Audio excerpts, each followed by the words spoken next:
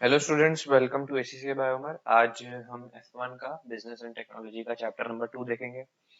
अगर chapter number 1 आपने नहीं पढ़ा है तो पहले आप वो पढ़ लो ताकि आपको ये पता चल जाए कि एक बिजनेस ऑर्गेनाइजेशन होती क्या है। जब आप ये देख लोगे कि एक बिजनेस ऑर्गेनाइजेशन या एक ऑर्गेनाइजेशन किस चीज को कहते हैं, फिर हम उसकी स्ट्रक्चर, उसकी टाइप्स और इस चीजों पे आ जाएंगे। तो ये चैप्टर में हम उसकी टाइप्स और स्ट्रक्चर्स वगैरह पढ़ेंगे। थोड़ा सा पिछले चैप्टर से एडवांस्ड है, तो अगर पहला नहीं पढ़ा है वो पढ़ लो। ऊपर कार्ड आ रहा होगा उसकी वीडियो का, तो पहले आप उसकी वीडियो देख लो और फिर उसके बाद आ, ये वाली देखना आप, ठीक है। अच्छा जी, शुरू करते हैं।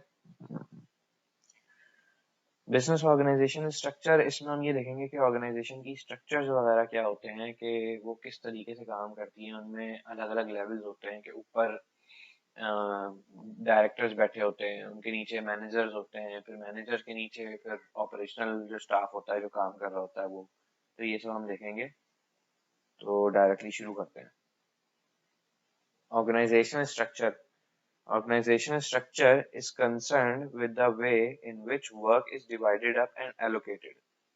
हर ऑर्गेनाइजेशन का स्ट्रक्चर वो चीज होती है जो जिस तरीके से उसमें काम हो रहा होता है। कि किसी ऑर्गेनाइजेशन में सिर्फ दो लोग होते हैं, दोनों पार्टनर्स होते हैं। और कोई कोई ऑर्गेनाइजेशन इतनी बड़ी होती है जिसमें हजारों लोग होते हैं।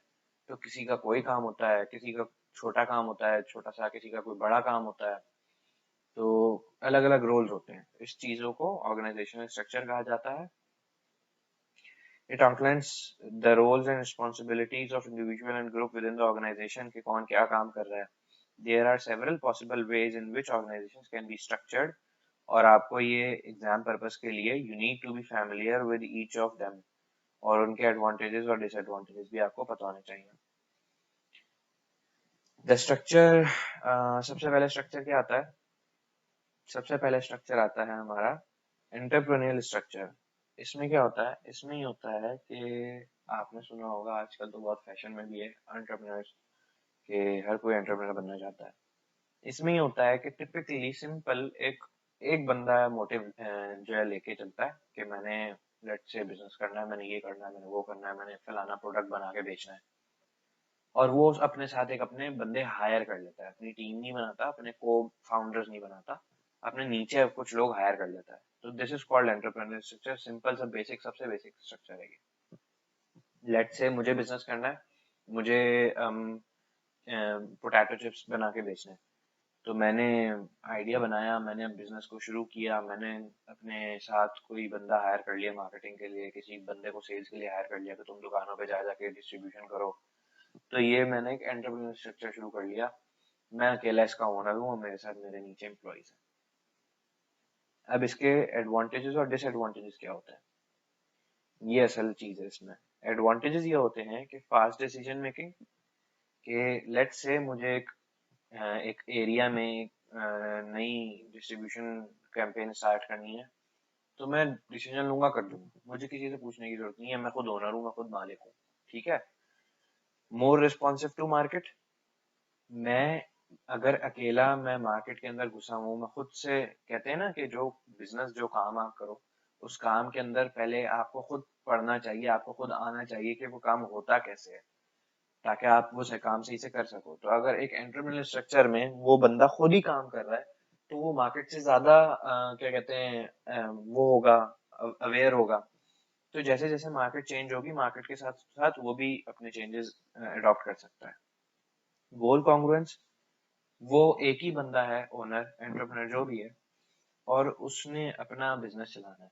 तो वो अपने फायदे में जो भी फैसला लेगा वो बिजनेस के फायदे में भी होगा, राइट।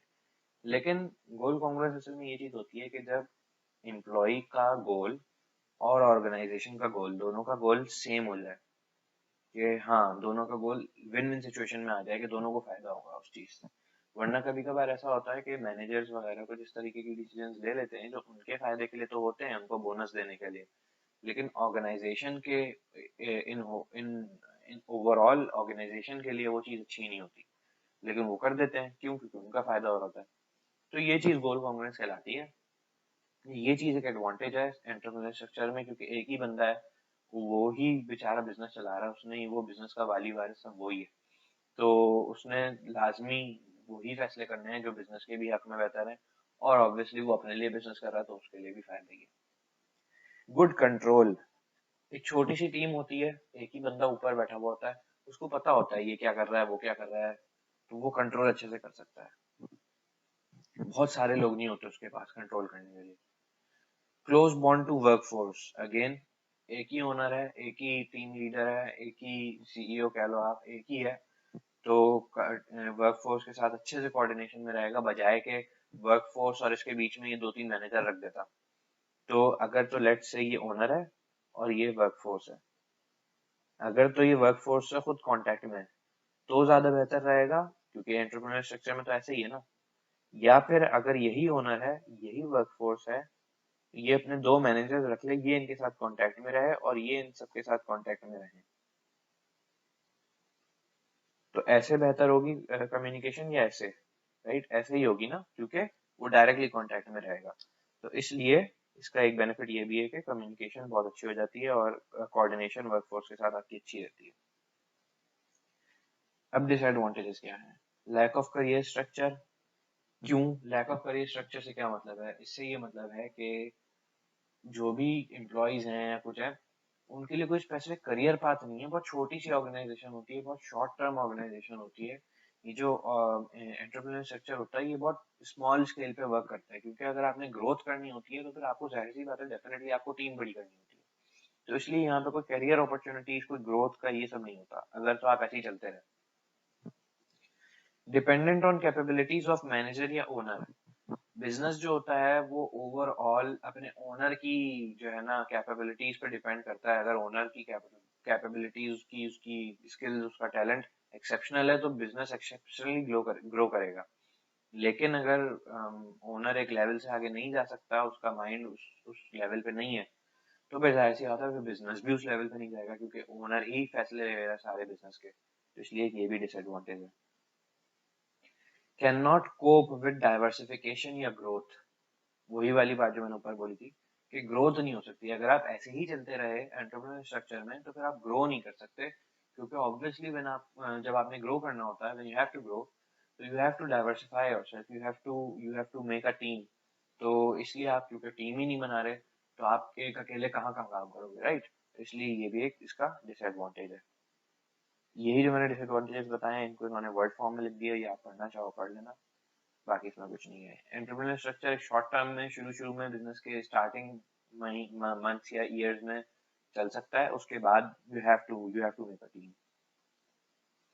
फंक्शनल या डिपार्टमेंटल स्ट्रक्चर, इसमें ही होता है कि एक बोर्ड ऑफ डायरेक्टर होता है जो कंपनी का आप कह लो शेयर होल्डर्स एजीएम में इलेक्ट करते हैं। उस बोर्ड ऑफ डायरेक्टर्स के नीचे अलग अलग डिपार्टमेंट्स होते हैं, marketing department, production department, finance department, personal department, HR, sales department, ऐसे बहुत सारे डिपार्टमेंट्स होते हैं उनके बोर्ड ऑफ डायरेक्टर के नीचे। This type of structure is often found in organizations that have outgrown their entrepreneurial structure. जब आप entrepreneurial structure से आगे बढ़ जाते हो, जब आप सिर्फ ओनर नहीं रहते, अब आप चूज करते हो टू ग्रो, आप सोचते हो कि अब मैंने ग्रो करना है, फिर आप इस तरीके से टीम बनाते हो प्रॉपर। अपने साथ आप को फाउंडर्स मिलाओगे, आप बोर्ड ऑफ डायरेक्टर में बैठ जाओगे। अपने नीचे अब आपने जो एम्प्लॉयज रखे हुए थे, अब उनको आप स्पेसिफाई कर दोगे कि भाई फलाने एम्प्लॉय ने सिर्फ मार्केटिंग पे काम करना है, फलाने एम्प्लॉय ने सिर्फ प्रोडक्शन पे काम करना है, तुमने सिर्फ फाइनेंस पे काम करना है, तुमने सिर्फ एचआर पे काम करना है, इन तीनों को डील करने में। तो इसलिए इस तरीके से आप जब ग्रो करते हो तो फिर आप टीम बनाते हो, आप डिपार्टमेंट्स बनाते हो स्पेसिफिक, जिनका सिर्फ एक स्पेसिफिक काम होता है। तो इस तरीके से आप ग्रो कर देते हो, तो फिर नेक्स्ट स्टेप आपका ये आ जाता है फंक्शनल स्ट्रक्चर वाला। It is most appropriate for small organizations which have relatively few products or locations and which exist in a relatively stable environment. ये भी एक बहुत ज्यादा लार्ज स्केल पे आप ये भी नहीं चला सकते। क्यों? क्योंकि लेट से मैं 2 कंट्रीज में बिजनेस कर रहा हूँ, जर्मनी में और ऑस्ट्रेलिया में। जर्मनी की इकोनॉमी अलग है, ऑस्ट्रेलिया की इकोनॉमी अलग है, जर्मनी की इन्वायरमेंट अलग है, ऑस्ट्रेलिया की इन्वायरमेंट अलग है, लोगों की प्रेफरेंसेस अलग अलग होती हैं। कोई हेल्दी खाना खाना चाहता है, कोई टेस्ट के लिए कुछ भी खा लेगा। तो वो अलग अलग जब बेसिस आ जाती हैं, तो फिर उसमें फिर आप डिविजनलाइजेशन पे जाते हो। डिविजन्स क्या होती हैं ये सब हम अगली देखेंगे, इसमें आगे आएंगी। एडवांटेजेस और डिसएडवांटेजेस क्या है? फंक्शनल और डिपार्टमेंटल ऑर्गेनाइजेशन के। इकोनॉमीज ऑफ स्केल इसलिए है क्योंकि ऑर्गेनाइजेशन जो है अब उसने डिपार्टमेंट बना दिए हैं, marketing, production, finance, personal, HR. तो अब मार्केटिंग, उन्होंने सारे बंदे मार्केटिंग के एक ही जगह पे कर दिए, मार्केटिंग में। अब वो पूरी ऑर्गेनाइजेशन के लिए मार्केटिंग करेंगे बैठ के। पहले क्या हो रहा था एंटरप्रेन्योर स्ट्रक्चर में, हर बंदा बैठ के मार्केटिंग कर रहा था, हर बंदा बैठ के थोड़ी थोड़ी सेल्स कर रहा था, हर बंदा बैठ के हर काम में लगा हुआ था, हर कोई। तो इसलिए एक सेंट्रलाइज्ड एक जगह पे सारे काम हर तरीके के नहीं हो रहे थे। अब इन लोगों ने क्या किया, डिपार्टमेंट्स बना दिए। मार्केटिंग का सारा काम सिर्फ मार्केटिंग में होगा, फाइनेंस में कुछ भी मार्केटिंग रिलेटेड नहीं होगा, फाइनेंस का सारा काम सिर्फ फाइनेंस में होगा। ठीक है, तो इस तरीके से क्या हुआ कि जब सारे स्पेशलाइज्ड लोग एक जगह पे जमा हो गए एक काम करने के लिए, तो अच्छे से कॉस्ट कंट्रोल भी हुई, अच्छे से उनको बेनिफिट्स भी मिले ऑन लार्जर स्केल, अगर उन्होंने बड़े स्केल पे काम किया, तो इसलिए उनको इकोनॉमीज ऑफ स्केल मिल गई। स्टैंडर्डाइजेशन, हर तरीके का, हर डिपार्टमेंट में एक स्टैंडर्ड उन्होंने एक तरीका बना दिया कि भाई हर डिपार्टमेंट का कोई बजट बन गए होंगे, हर डिपार्टमेंट का एक प्रॉपर एक वे ऑफ वर्किंग बन गया होगा, एक स्टैंडर्ड हो गया होगा कि ऐसे ऑपरेट करना है इस डिपार्टमेंट में। तो इसलिए डिपार्टमेंट वाइज स्टैंडर्डाइजेशन हो गई। इसके अलावा स्पेशलिस्ट मोर कंफर्टेबल, क्यों? क्योंकि अब सारे मार्केटियर्स मार्केटिंग डिपार्टमेंट में आ गए, सारे फाइनेंस स्पेशलिस्ट फाइनेंस डिपार्टमेंट में आ गए। तो अब उनको पता है कि उनका स्पेसिफिक फाइनेंस से रिलेटेड काम है। अब उनको मार्केटिंग में, उनको प्रोडक्शन में, उनको एचआर में नहीं घुसना पड़ेगा, उनका स्पेसिफिक फाइनेंस के रिलेटेड काम है, तो अब वो फाइनेंस में अपना स्किल्स पूरी एक्सेल कर सकते हैं। तो इसलिए यहाँ पे स्पेशलिस्ट जो होते हैं वो बड़ा कंफर्टेबल फील करते हैं, क्योंकि उन्होंने एक ही अब उसी अपनी स्पेशलिटी रिलेटेड ही काम करना है। करियर अपॉर्चुनिटीज, अगेन क्योंकि डिपार्टमेंटल ऑर्गेनाइजेशन है, तो इसमें करियर अपॉर्चुनिटीज बहुत बन जाती हैं। लेट्स से फाइनेंस डिपार्टमेंट में कोई फाइनेंस इंटर्नी आता है, तो वो इंटर्नी से होते होते होते होते वो फाइनेंस सीएफओ लेवल तक जा सकता है, राइट? क्योंकि उसको अब एक एक एक ही डिपार्टमेंट मिल गया, इसी में ग्रोथ करनी है, तो वो आराम से, अगेन जैसे कि ऊपर बोला कि स्पेशलिस्ट कंफर्टेबल फील करते हैं, तो इसी तरीके से वो इंटर्नी भी एक ही डिपार्टमेंट के अंदर रहते रहते ग्रोथ कर सकता है। डिसएडवांटेजेस क्या होते हैं? एम्पायर बिल्डिंग, हर डिपार्टमेंट अपनी अपनी करने की सोचता है फिर, तो ये एक डिसएडवांटेज होता है। ये क्या होता है, इसको नीचे से भी देखते हैं। स्लो, क्यों? क्योंकि अब सारे डिपार्टमेंट्स अलग अलग बन गए।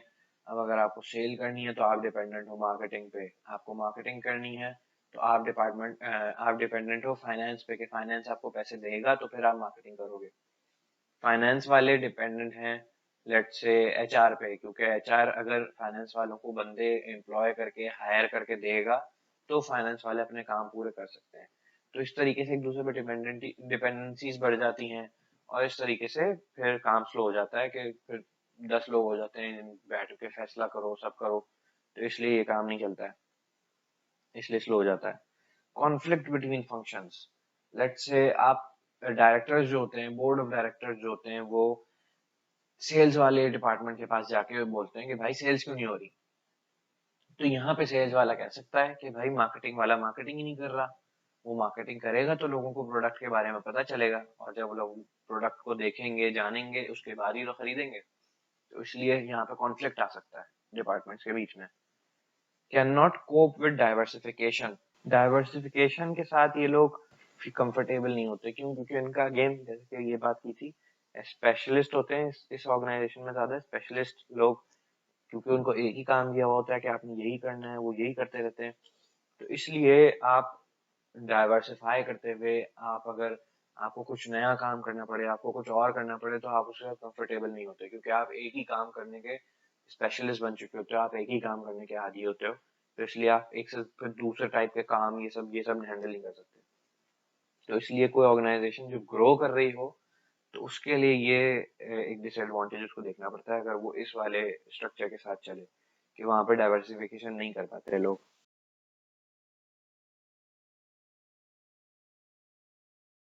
ये सब आप देख लेना, ये वही अगेन वैसे ही है जो बता चुका हूँ, उसको वर्ड फॉर्म में है। डिविजनल या प्रोडक्ट प्रोडक्ट स्ट्रक्चर, इसमें क्या होता है?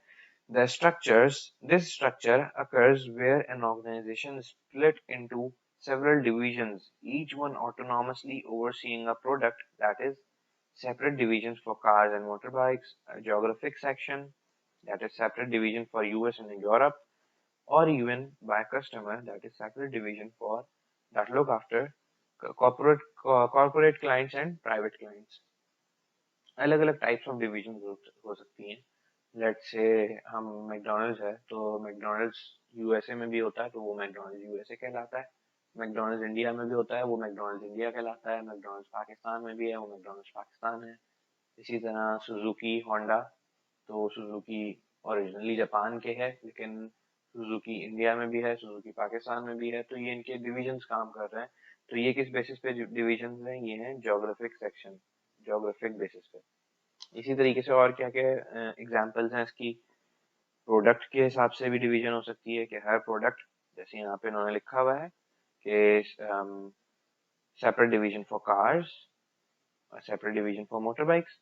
अगर सुजुकी कार्स बनाती है और बाइक्स भी बनाती है तो डिफरेंट हो सकता है. वो कार्स के लिए अलग डिवीजन बनाएंगे और बाइक्स के लिए अलग डिवीजन बनाएंगे. तो इस तरीके से डिविजनलाइज्ड स्ट्रक्चर काम करता है. इसको डिटेल में देखते हैं. Each division is likely to have a functional structure with all the departments it needs in order to operate in its particular market segment. अब वो जो हमने पढ़ा था, अब उससे एक स्टेप हम आगे आ गए. लेट्स से हमने एक बिजनेस शुरू किया था एंटरप्रेन्योर स्ट्रक्चर से. ठीक है, हमने अकेले एक बिजनेस शुरू किया. हमने शुरू की लेट्स से बाइक्स बनाना शुरू की. ठीक है, हमने अपने नीचे एम्प्लॉयज हायर कर लिए. हमने बाइक्स बनाते रहे, हम सक्सेसफुल होने लगे. अब हमने डिपार्टमेंट्स बना दिए. अब हम बाइक सेल करते हैं, अच्छे से सब करते हैं. अब हम बहुत बहुत हम ग्रो कर गए, एक्सेल कर गए. अब हमने सोचा हम कार्स भी बना लेते हैं. अब हम क्या करेंगे? अब हम डिविजनलाइज स्ट्रक्चर पे आएंगे. अब हम दो चीजें बनाते हैं, बाइक्स, कार्स. तो हम प्रोडक्ट बेस्ड डिविजनलाइजेशन कर देंगे. बाइक्स के लिए हम अलग प्रोडक्शन मैनेजर हायर करेंगे. बाइक्स के लिए अब अलग मार्केटिंग मैनेजर हायर करेंगे. बाइक्स के लिए हम अलग सेल्स मैनेजर हायर करेंगे. बाइक्स के लिए हम अलग फाइनेंस मैनेजर हायर करेंगे और उनको पूरा डिपार्टमेंट बना के देंगे.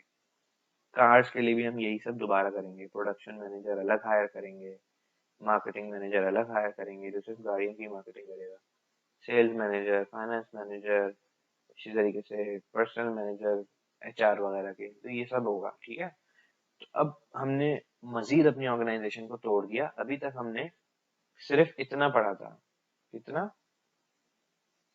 सिर्फ इतना पढ़ा था कि ये एक कोई भी हम प्रोडक्ट या कोई भी चीज कर रहे होते हैं और उसमें हम इस तरीके से डिपार्टमेंट बना देते हैं.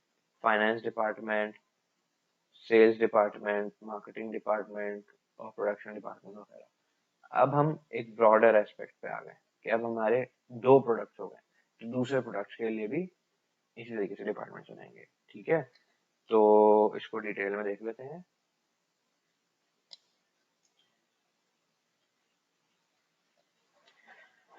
Divisions are likely to be run as profit centers with their own revenues, expenditures and capital investments. Bikes के लिए हमने अलग से इन्वेस्टमेंट की हुई है. बाइक्स का बाइक से मसला मतलब है, हम बाइक वाले से बाइक रिलेटेड पूछेंगे कि भाई तुमने कितने की बाइक्स बनाई, कितने की बेची, कितना टोटल प्रॉफिट कमाया, रिटर्न कितना आया, ये सब. कार्स वाले से हम अलग से पूछेंगे कि भाई तुमने कितनी कार्स बनाई, उसमें एक्सपेंस कितना लगा और कितना रिटर्न आया. Each division is separately identifiable part of the organization, which is often referred to as a strategic business unit. हर ऑर्गेनाइजेशन की जो हर डिवीजन होती है उसको एक स्ट्रेटेजिक बिजनेस यूनिट कहा जाता है. वो एक अलग, एक कह लो आप, ऑर्गेनाइजेशन के अंदर एक छोटी सी ऑर्गेनाइजेशन बन जाती है खुद की. जैसे सुजुकी है तो सुजुकी का एक डिवीजन इंडिया होगा, सुजुकी इंडिया. एक डिवीजन होगा पाकिस्तान, सुजुकी पाकिस्तान. तो ऐसे सुजुकी इंडिया के अपने रेवेन्यूज होंगे, अपनी कॉस्ट होगी, अपना कैपिटल इन्वेस्टेड होगा, उनका अपना आरओआई निकलेगा, इनमें उनका अपना प्रॉफिट निकलेगा. पाकिस्तान की सुजुकी का अपनी अलग सेल्स होंगी, कॉस्ट होंगी, रेवेन्यू होगा, प्रॉफिट होगा, सब कुछ होगा, उसका अलग आरओआई निकलेगा. तो हर ऑर्गेनाइजेशन, हर डिवीजन को अलग अलग जज किया जा सकता है. ठीक है, इसमें क्या होता है, बोर्ड ऑफ डायरेक्टर्स अगेन सबसे ऊपर होता है. अब क्या होता है, डिवीजन 1, डिवीजन 2, डिवीजन 3, ये किसी भी बेसिस पे हो सकता है, प्रोडक्ट बेसिस पे हो सकता है, ज्योग्राफिकल बेसिस पे हो सकता है जैसे कि ऊपर बताया। और फिर अगेन उनके नीचे वैसे ही functions, production manager, sales manager, finance manager, HR manager, इस तरीके से। इलस्ट्रेशन देखते हैं। A Limited is a company that manufactures two different products, toasters and televisions. कोई इलेक्ट्रिक कंपनी है तो ये टोस्टर्स भी बनाते हैं और टेलीविजन भी बनाते हैं, बिल्कुल इरिलेटेड प्रोडक्ट्स हैं। टोस्टर्स किचन का सामान है, टेलीविजन एक एंटरटेनमेंट की चीज है, बिल्कुल रिलेशन नहीं है दोनों के बीच में। The products require different components and require different advertising and sales. तो प्रोडक्ट्स को जाहिर सी बात है अलग अलग चीजें चाहिए होती हैं, अलग अलग चीजों से बनते हैं, और एडवर्टाइजिंग भी अलग अलग तरीके से ही होगी, राइट। तो इसके लिए अब हम क्या करेंगे, A limited therefore operates as division structure with toasters division and the television division. अब वो क्या करेंगे, एक टोस्टर्स का डिवीजन बना देंगे, इसको प्रोडक्शन मैनेजर देंगे क्योंकि इसको अलग सामान चाहिए होता है, अलग कंपोनेंट्स चाहिए होते हैं बनने के लिए, तो वो इन कंपोनेंट्स से इसको बनाएगा। एक अलग मार्केटिंग मैनेजर दे देंगे, मार्केटिंग डिपार्टमेंट हो जाएगा इनका। इनका फिर एक अलग सेल्स मैनेजर भी हो जाएगा, ठीक है। और एक डिवीजन वो बना देंगे टेलीविजन का, इसको अलग प्रोडक्शन मैनेजर दे देंगे क्योंकि अलग सामान से बनता है। इसको अलग एक एडवर्टाइजिंग मैनेजर दे देंगे जो इसकी एडवर्टाइजिंग करेगा, या मार्केटिंग मैनेजर कह लो आप, और अलग एक सेल्स मैनेजर दे देंगे। Each division has its own sales, purchasing, HR, and advertising agencies, advertising divisions. The finance department, however, is still operated centrally.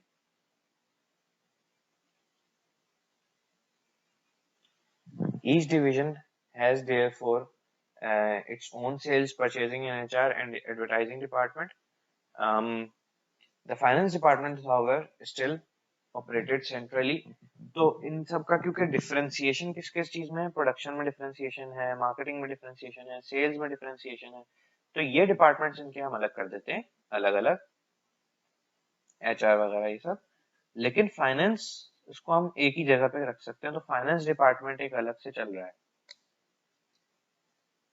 Finance manager और फाइनेंस डिपार्टमेंट अपना अलग चल रहा है वहां पे, ठीक है। तो वो इनको भी पैसे दे देता है जो इनको चाहिए होता है इनके बजट के थ्रू, और जो इनको इनके बजट के रिलेटेड चाहिए होता है वो इनको भी दे देता है। तो इसका काम मसला नहीं है, ये दोनों के लिए एक ही दफा काम कर सकता है एक ही जगह पे। लेकिन प्रोडक्शन के लिए इनको अलग चीजें चाहिए थी, मार्केटिंग इनकी अलग तरीके से होती है, सेल्स इनकी अलग होती है, तो इसलिए इन सबको इन्होंने एक डिवीजन बना के उनके अंडर दे दिया, प्रोडक्ट बेस्ड डिविजनलाइज हो गई यहाँ पे। एडवांटेजेस क्या है, इनेबल्स ग्रोथ। जाहिर सी बात है जब आप अलग अलग प्रोडक्ट्स को कर दोगे तो टेलीविजन में अलग से एक प्रॉपर एक डिवीजन लगा हुआ है, एक डिपार्टमेंट लगा हुआ है प्रॉपर मार्केटिंग के लिए, उसकी टोस्टर्स की मार्केटिंग के लिए एक अलग डिपार्टमेंट लगा हुआ है, तो एक अच्छी ग्रोथ होती है एक प्रोडक्ट की और आपकी ओवरऑल ऑर्गेनाइजेशन की भी, क्योंकि हर प्रोडक्ट को हर हर डिवीजन को स्पेसिफिक टाइम मिल रहा होता है proper. Clear responsibility for products and divisions. Clearly पता है कि भाई प्रोडक्शन का सॉरी टोस्टर्स का प्रोडक्शन मैनेजर सिर्फ टोस्टर्स की प्रोडक्शन के लिए ही लायबल है, उसके लिए ही सवाल उससे हो सकता है, टेलीविजन की प्रोडक्शन से उसका कोई ताल्लुक नहीं। तो क्लियरली कंट्रोलेबल उसके लिए चीज होती है और क्लियरली वो अकाउंटेबल होता है उस चीज के लिए। Training of general managers. General managers की भी ट्रेनिंग हो सकती है, किस सेंस में कि जनरल मैनेजर स्पेसिफिक अब किसी एक प्रोडक्ट के बारे में नहीं सोच रहा बैठ के कि ये कैसे बनेगा, टोस्टर कैसे बनेगा, टेलीविजन कैसे बनेगा, सेल कैसे होगी उसकी, उसके लिए लोग बैठे हुए हैं। अब वो एक ब्रॉडर एस्पेक्ट पे सोचेगा, वो एक ब्रॉडर व्यू देखेगा, कंपनी का देखेगा, कंपनी का पाथवे बनाएगा, कंपनी ने अब कैसे परफॉर्म करना है, तो उसकी ट्रेनिंग भी होगी, उसको उसको भी बेनिफिट मिलेगा, वो भी ग्रो करेगा।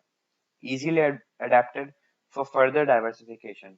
ऐसे ही लेट सपोज टेलीविजन और टोस्टर के बाद मैंने एक और प्रोडक्ट सोच लिया, मैंने सोच लिया लेट से डिस्पेंसर।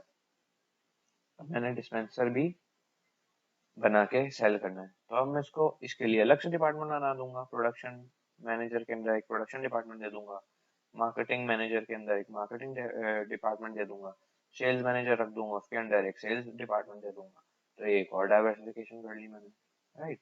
बड़ा आसान हो जाता है। Top management free to concentrate on strategic matters. जैसे कि मैंने इसमें बताया कि जनरल मैनेजर जो होता है इन चीजों से फ्री हो जाता है कि अब ये कैसे होगा, वो कैसे होगा, स्पेसिफिकली किसी चीज में नहीं पड़े हुए होते। अब इनका स्पेसिफिक एक ही काम है, ओवरऑल ऑर्गेनाइजेशन की ग्रोथ, ऑर्गेनाइजेशन के स्ट्रेटेजिक गोल्स को ड्राइव करना। Disadvantages, potential loss of control. अब क्योंकि अगेन जैसे कि यहाँ पे हमने देखा कि एक ये बेनिफिट है कि आप स्पेसिफिकली एक प्रोडक्ट से, एक चीज से जरा डिस्कनेक्ट हो जाते हो ताकि आप थोड़ा ब्रॉडर एस्पेक्ट देखो। तो क्योंकि आप उससे डिस्कनेक्ट हो जाते हो तो आपका उसके कंट्रोल भी नहीं रहता उसके ऊपर। अब टोटली टेलीविजन की प्रोडक्शन जो है वो टेलीविजन के प्रोडक्शन मैनेजर के हाथ में है। अब वो जैसी प्रोडक्शन करेगा, वो जो भी करेगा वो उसके हाथ में है। टोस्टर्स का लेट्स से सेल्स मैनेजर जैसी भी सेल्स करेगा वो उसके हाथ में है। अब आप उससे डिस्कनेक्ट हो चुके हो, तो इसलिए ये एक यहाँ पे डिसएडवांटेज आ जाता है। Lack of goal congruence and duplication. Lack of goal congruence क्यों होती है? लैक ऑफ गोल कॉन्ग्रुएंस इसलिए होती है कि टोस्टर्स वाला जो अब डिवीजन है, अब ये सोचेगा कि मेरे बेनिफिट में क्या है। अगर इसके बेनिफिट में लेट से एडिशनल मार्केटिंग करना नहीं हुई कि उससे एक्सपेंस बढ़ जाएगा, इसका प्रॉफिट कम हो जाएगा, तो उसको बोनस कम मिलेगा, तो ये मार्केटिंग नहीं करेगा। लेकिन एक कंपनी को, कंपनी के ओवरऑल विजन में मार्केटिंग करना जरूरी थी to keep its customers aware कि ये मार्केट में है अभी भी। टोस्टर्स वाले ने नहीं की एडवर्टाइजिंग, तो इसलिए यहाँ पे नुकसान हो गया। ये गोल कॉन्ग्रुएंस की लैक है कि वो अपना अपना सोचते हैं, लैकनेस है। और डुप्लीकेशन इसलिए कि लेट से ये एक एक्स मार्केट है, तो टेलीविजन का सामान जो है वो एक्स मार्केट से मिलता है, तो प्रोडक्शन मैनेजर अपने एक बंदे को भेजता है एक्स मार्केट में सामान लाने के लिए।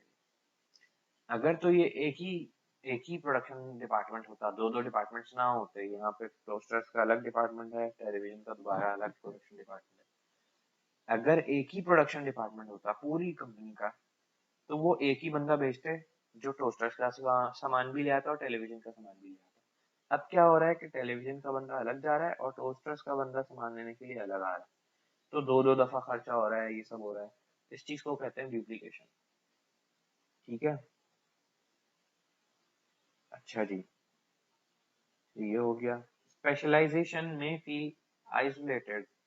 अब प्रोडक्शन मैनेजर जो है, लेट्स से सेल्स मैनेजर जो है, वो स्पेशलाइज्ड है, लेकिन अब वो एक एक स्पेसिफिक प्रोडक्ट के अंदर बस अब वो रह गए कि अब उसको उनको उसी की मार्केटिंग करनी है, उसी की एडवर्टाइजमेंट करनी है। कोई कोई डिफरेंस नहीं आ रहा, कोई ग्रोथ का एस्पेक्ट नहीं है, कुछ और करने को नहीं मिल रहा, तो वो बहुत वो हो जाते हैं, वल्नरेबल टाइप।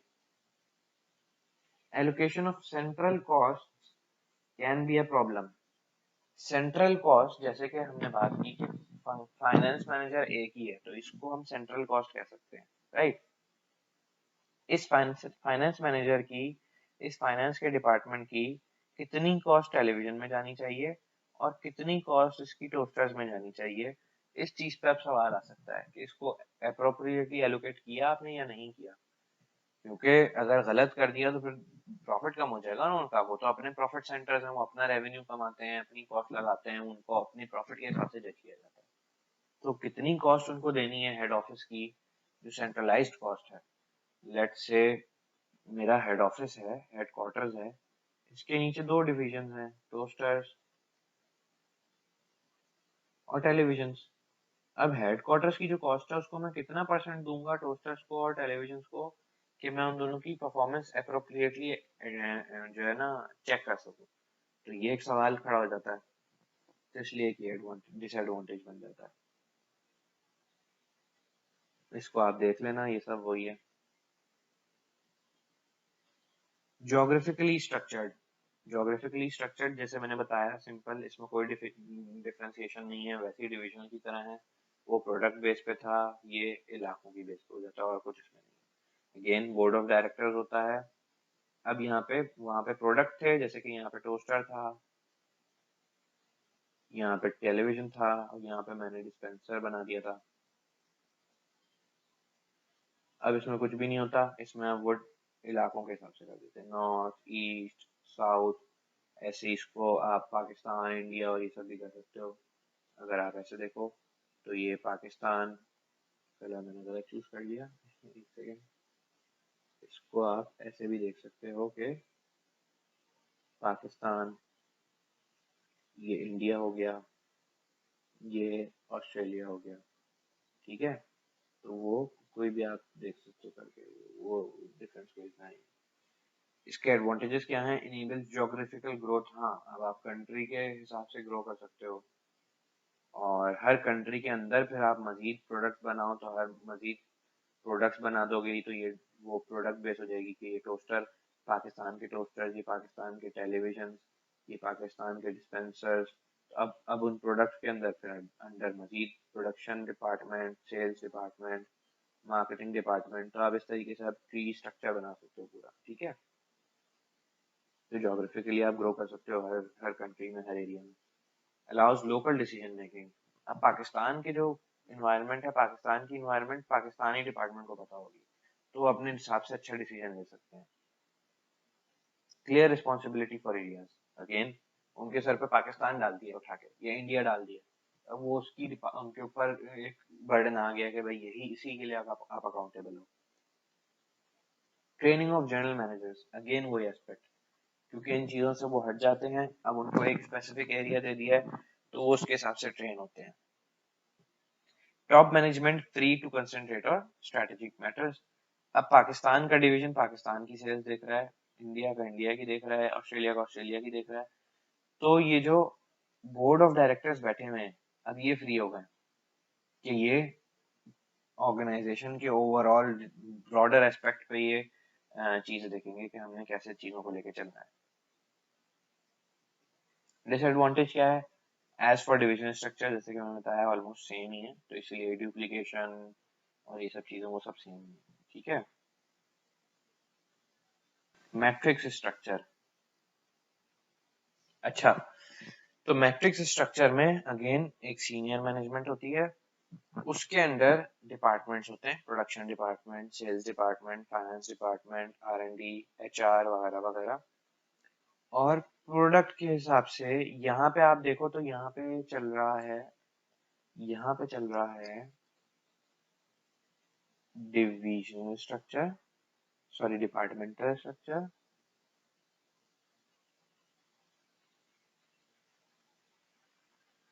सही है, डिपार्टमेंट्स बने हुए हैं। यहाँ पे चल रहा है डिविजनल स्ट्रक्चर,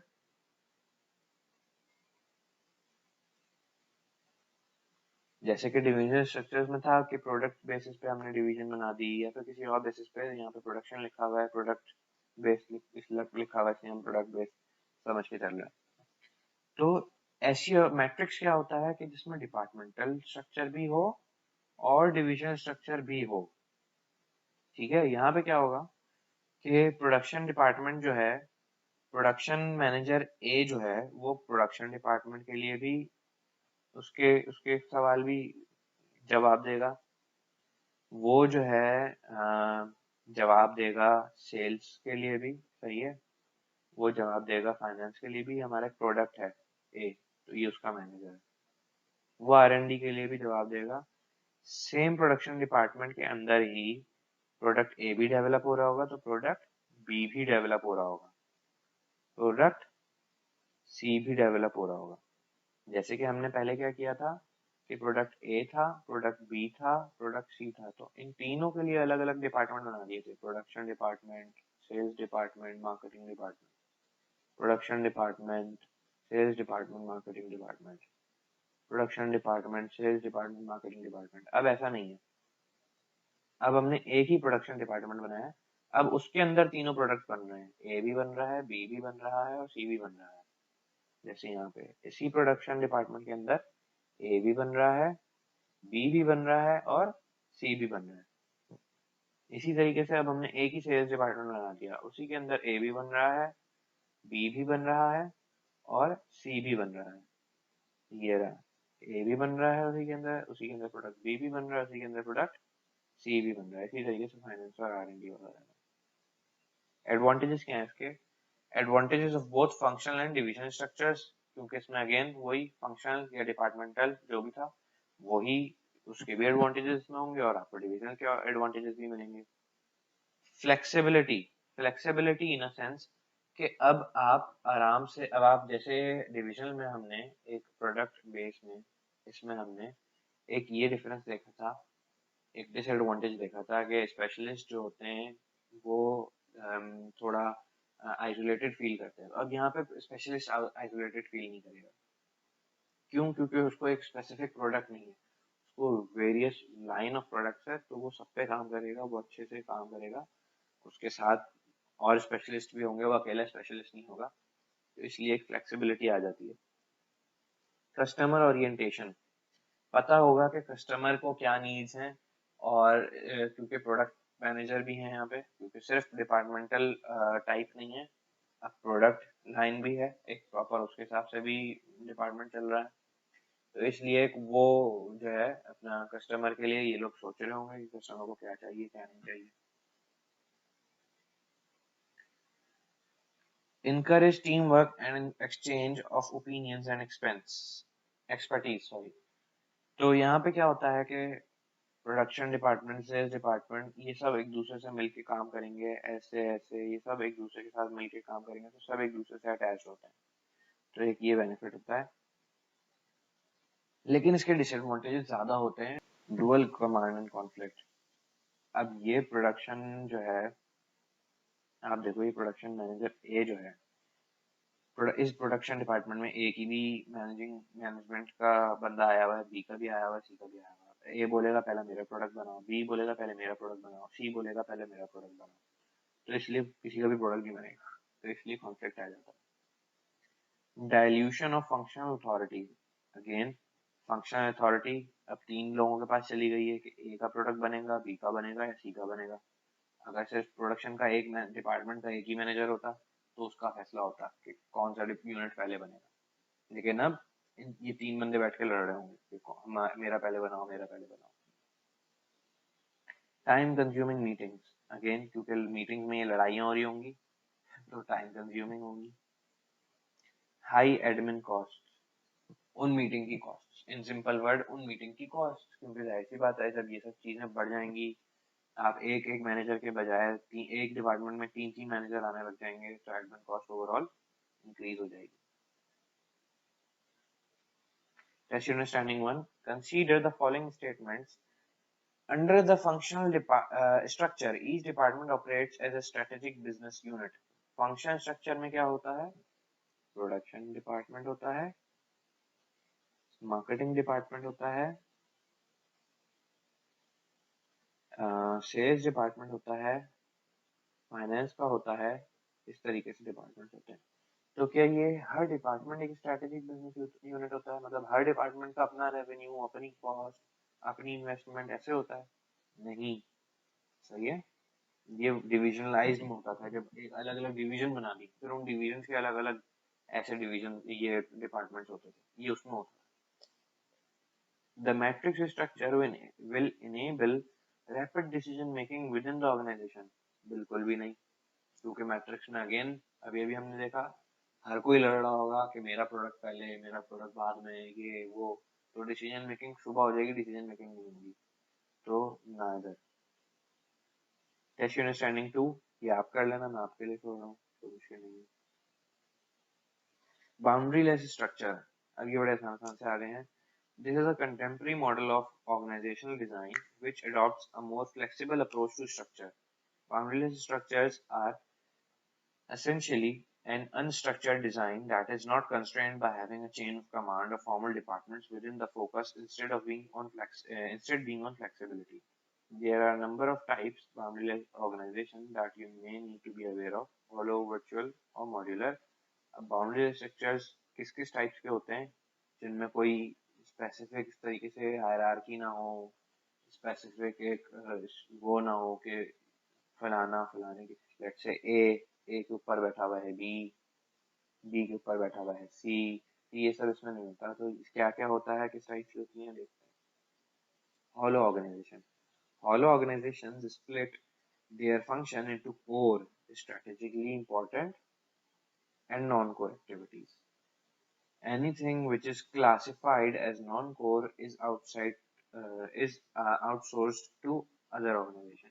Hollow organization जो है वो अपना मेन काम देखते हैं, हमारा मेन काम क्या है, हम बने किस लिए, हमें करना क्या है, ये सिर्फ वो काम खुद करती हैं और बाकी जो फालतू के इधर उधर के काम होते हैं ना, ये दूसरों को दे देती हैं। जैसे कि एग्जांपल अगर मैं दूं, एप्पल जो है, एप्पल के फोन में स्क्रीन जो है, जो डिस्प्ले होता है, वो लगता है सैमसंग का। अब आप ये सोच के हैरान हो गए कि एप्पल के अंदर सैमसंग का डिस्प्ले होता है, तो बिल्कुल जी। अब ऐसा क्यों है? एप्पल ने सोचा हमारा मेन काम क्या है, फोन बना के बेचना, तो हमारा काम डिस्प्ले बनाना नहीं है, तो वो हम बाहर से ले लेते हैं, तो उन्होंने वो आउटसोर्स कर दिया। तो ये एक सिंपल सी एग्जांपल दी। Outsourcing refers to the contracting out of aspects of an organizational work to specialized providers. We will look at outsourcing on chapter 8 वो आगे पता चलेगी। For example, यहाँ एग्जांपल मैंने दी है, accountancy training organization might outsource less important functions such as payroll to a third party organization specializing in payroll processing. Let's say एक organisation थी जिसकी काम क्या था, अकाउंटेंसी ट्रेनिंग प्रोवाइड करना, तो वो अकाउंटेंसी ट्रेनिंग खुद प्रोवाइड करेंगे। वो अब ये चीज ही बाहर नहीं दे देंगे क्योंकि वो बने ही इसलिए, उनका काम ही यही है। लेकिन हाँ, अपनी सैलरीज वगैरह प्रोसेस करवाना, पेरोल देखना, इनका ये काम नहीं है, तो ये किसी बाहर के ऑर्गेनाइजेशन को आउटसोर्स कर देंगे, बोलेंगे आप आके हमारा पेरोल डिपार्टमेंट देखो। Virtual organizations. This occurs where an organization outsources many of its functions to other organizations and simply exists as a network of contract with very few, if any, being kept in house. ये लोग सबसे smart लोग होते हैं। ये क्या करते हैं, लेट्स से मैं ए हूँ और मैंने बनानी है वाटर बॉटल्स, मतलब वाटर बॉटल सेल करनी है, तो जाहिर सी बात है वो पानी तो भरी में होंगी। अब मैं क्या करूँगा, मैं लेट्स से बी को बोलूंगा, बी वाटर बॉटल्स बनाता है, मैं बी को बोलूंगा कि तुम वाटर बॉटल्स बना के मुझे दो, बी मुझे वाटर बॉटल्स बना के देगा। सी को मैं बोलूंगा कि मुझे मत दो, इसको दे दो, इसके घर पे छोड़ के आ जाना। सी जो है इनमें पानी भर भर के मुझे देगा। मैं सी को बोलूंगा तुम्हारे पास बॉटल्स आएंगी, इनको पानी भरो और मुझे दे देना। तो इस तरीके से मेरे पास बनी बनाई वाटर बॉटल्स आ गई, मैं जस्ट जाऊंगा और सेल कर दूंगा। या और आसान इसको, अगर और इसको अच्छा देखें, सी को मैं बोलूंगा कि डी को दे दो, और डी को मैं पहले से बोल चुका हूँ कि तुम्हारे पास सी जो है वो वाटर बॉटल्स बना के भर के देगा तुम्हें, वो तुमने मार्केट में जाके सेल करनी है, मैं तुम्हें कमीशन बेसिस पे उसके पैसे दूंगा। तो ऐसे मैंने बैठे बैठे वाटर बॉटल्स बनवाई, वाटर बॉटल्स फिल करवाई और वाटर बॉटल्स सेल करवा दी। सही है, ये वर्चुअल ऑर्गेनाइजेशन होती है। For example, many internet retailers could be seen as virtual companies. Their products are bought in form of in from manufacturers. Sales are derived by to customers by third-party couriers, and even their website may be maintained and hosted by external IT suppliers specialists. जैसे कि ये example हो गए virtual companies जो internet जो provide करते हैं, तो उनकी अपनी सैटेलाइट थोड़ी वो छोड़ते हैं। लेट्स से अगर आपको कोई कंपनी इंटरनेट प्रोवाइड कर रही है, तो जरूरी नहीं उन्होंने अपनी कोई सैटेलाइट बाहर स्पेस में डाली भी हो, उन्होंने किसी और की सैटेलाइट से पैसे देके उनको कॉन्ट्रैक्ट किया हुआ होगा कि हम आपकी सैटेलाइट की सर्विसेज यूज करेंगे। उनकी सैटेलाइट की सर्विसेज लेके वो आपको प्रोवाइड कर रहे हैं किसी थर्ड पार्टी कंपनी के थ्रू, और उनकी अपनी वेबसाइट भी हो सकता है कि कोई आईटी स्पेशलिस्ट चला रहे हो, वो खुद ना चला रहे हो। तो ये एक वही वाली बात, ये आउटसोर्सिंग इस तरीके से करके वर्चुअल ऑर्गेनाइजेशन होती है। There is typically only a small central staff within a virtual business who coordinates all of these different third parties and ensure that their customers needs are therefore met. यहाँ पे अब मैं water bottle बनाऊंगा तो मैं अपने नीचे बंदे हायर कर लूंगा एक्स और वाई, ताकि वो इन सब से कोऑर्डिनेट करते रहें कि भाई तुम सही से सामान दे रहे हो, अच्छे से सेल हो रहा है कि नहीं हो रहा है, वगैरह वगैरह। Modular organizations. These are examples of boundaryless manufacturing companies. Rather than simply making their own product, they break the manufacturing process down into modules or components. Each component can then be made by the company or outsourced to an external supplier. ये क्या करते हैं, एक production manufacturing process को तोड़ देते हैं किस किस चीजों में, अलग अलग प्रोसेसेस में, अलग अलग कंपोनेंट्स में, अलग अलग उसकी वो कर देते हैं, ब्रेक कर देते हैं उसको। Each component can then be made by the company, या तो वो खुद बनाएंगे या फिर बाहर से आउटसोर्स कर लेंगे। फॉर एग्जाम्पल, जैसे कि मैंने ऊपर एग्जाम्पल दी थी एप्पल की, एप्पल वाले उन्होंने देखा कि भाई मोबाइल में डिस्प्ले लगता है, प्रोसेसर लगता है, ये सब लगता है, तो क्यों हम प्रोसेसर खुद बनाएं। प्रोसेसर हम ले आएंगे सैमसंग से। क्यों हम स्क्रीन खुद बनाएं, डिस्प्ले खुद बनाएं, डिस्प्ले हम ले आएंगे सैमसंग से। तो इसलिए इस तरीके से उन्होंने एक part of the product outsource कर लिया। मिन्सबर्ग का ऑर्गेनाइजेशनल चार्ट जो है ये पूरा, ये आगे लिंक करता है इन चीज़ों से, ब्यूरोक्रेसी वगैरह ये सब से। तो इसको हम फिर नेक्स्ट क्लास में देखेंगे और बाकी का चैप्टर नेक्स्ट क्लास में कवर करते हैं। Thanks for watching, good bye.